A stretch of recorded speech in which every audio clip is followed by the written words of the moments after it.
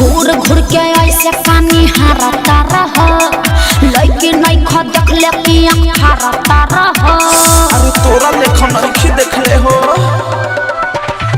घूर घूर के ऐसे पानी हारता रह लइके नहीं ख देख ले कि आँख हारता रह। रूपा हमार का टच करता। ए सुना ना उठा ललिया से ओढ़निया तोहर मैच करता।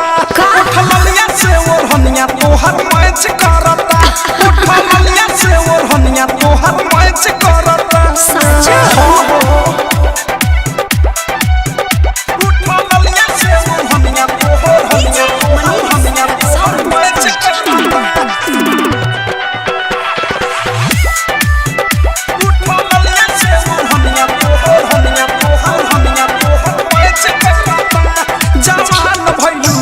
तोर डिमांड बढ़ता। अरे सोनावा के पानी जैसे पानी चढ़ता। अरे त का दिक्कत बा भेट के नाही कुछ अभी काच बानी कली फेरा में जब पड़ो ना त मोतिया बिना ढाली दिलवा से दिलवा नाही काच करता। लागत कि जान ले के रह। उठा ललिया से ओढ़निया तोहर मैच करता। उठा ललिया से ओढ़निया तोहर मैच करता। उठा ललिया से ओढ़निया तोहर मैच करता। अरे ठीक है बा उठा ललिया से ओढ़निया तोहर मैच करता। डायमंड रिकॉर्डिंग स्टूडियो छाना मैच करता।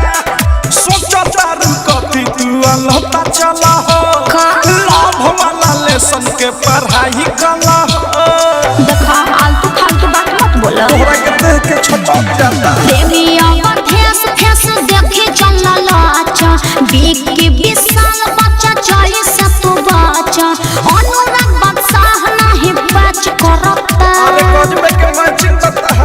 उठा ललिया से ओढ़निया तोहर मैच करता। उठा ललिया से ओढ़निया तोहर मैच करता। उठा ललिया से ओढ़निया तोहर मैच करता।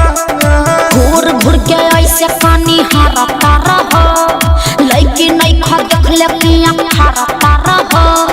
रूपा हमार का टच करता। ए सुना ना उठा ललिया से ओढ़निया तोहर मैच करता। उठा ललिया से ओढ़निया तोहर मैच करता।